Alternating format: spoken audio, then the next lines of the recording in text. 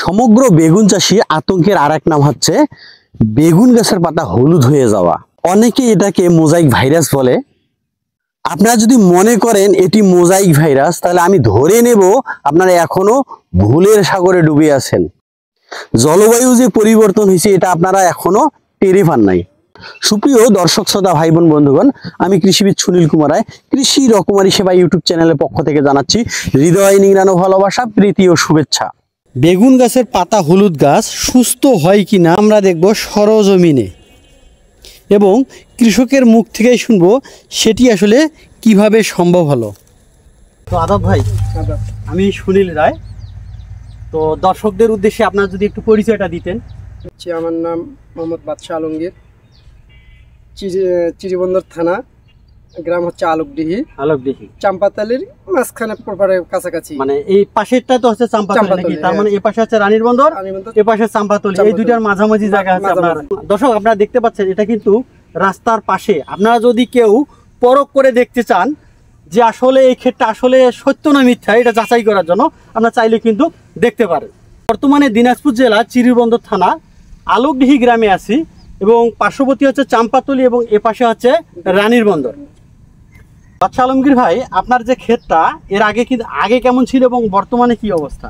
আগে তো আমাদের এই যে সাদা মাছের জন্য পাতাটা হলুদ হয়েছিল বেশি, হ্যাঁ 80 ভাগের ভিতরে, এখন আমাদের 60% চলে আসছে ভালো, মানে অনেকটা সবুজ হয়ে গেছে। জি আচ্ছা, এবং আরেকটা জিনিস দেখেন, এখানে কিন্তু দেখেন একদম সবুজ হয়ে গেছে এই জায়গাটা, এই কুশিটা কিন্তু সবুজ হয়ে গেছে। তার মানে ধরে নিতে হবে যে এটা কিন্তু সম্পূর্ণ সুস্থ হওয়ার পথে, ইনশাআল্লাহ। তাই তো? জি। আগে কিন্তু কিরকম ছিল, একদম হলুদ হয়ে গেছে, একদম হলুদ হয়ে গেছে, যেটা আমরা অনেকেই মোজাইক ভাইরাস নামে পরিচিত বা ইয়েলো মোজাইক ভাইরাস নামে পরিচিত। এখন বর্তমানে আপনার কি মনে হচ্ছে যে এটা সম্পূর্ণ সুস্থ হবে? ইনশাআল্লাহ সুস্থ হবে। তো আপনি কি কি দিছিলেন এটা বলতে পারবেন কি? এটা অনেকগুলো তো ওষুধ দিচ্ছি ভাই, আমরা বেশিরভাগ সাদা মাছের জন্য ওষুধটা প্রয়োগ করছি। মানে সাদা মাছের জন্য দিবেন। আর আজকে কি জন্য দিলেন? আজকে দিচ্ছি আপনার দিচ্ছি ভিটামিন দিচ্ছি, আপনার ফ্লোরা আর জিঙ্ক দিচ্ছি। মানে ফ্লোরা দিবেন এবং জিঙ্কটা দিবেন, তাই তো? হ্যাঁ। তো যাই হোক, এখন যেটা দেখা যাচ্ছে মোটামুটি কিন্তু অনেকটাই সুস্থ।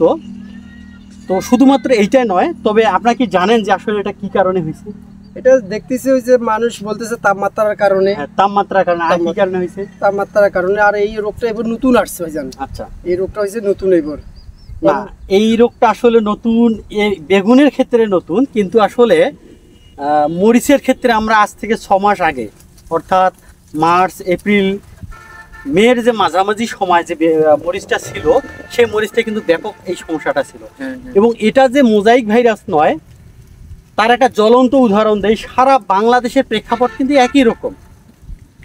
আমি মানে নিলাম যে বাদশাহ আলমগীর ভাই ট্রিটমেন্ট খারাপ করছে, কিন্তু বাকি লোকগুলো তো খারাপ করেনি। এটা হচ্ছে আরেকটা বিষয়। অনেকে আমাকে বলতেছে এটা বীজবাহিত সমস্যা। আসলে এটা কিন্তু বীজবাহিত কোনো সমস্যা নয়। যদি বীজবাহিত সমস্যা হইতো, যারা দেশি জাতের লাগাইছে তাদের কিন্তু এই সমস্যাটা হতো না। কিংবা যারা এটা না হয় আপনার লং টাইপের বেগুন, কিন্তু যারা গোল বেগুন লাগাইছে তাদের কিন্তু এই সমস্যাটা হতো না যদি বীজবাহিত সমস্যা হতো। এটা হচ্ছে ওয়েদার জনিত সমস্যা, এবং এই রিলেটেড এটা। এবং বর্তমান যে সমস্যাটা দেখা যাচ্ছে হলদে পাতা রোগ, এটা আসলে কেন হয় এই রিলেটেড আমি কিন্তু অলরেডি একটা ভিডিও দিয়েছি, পারলে আপনারা ভিজিট করতে পারেন।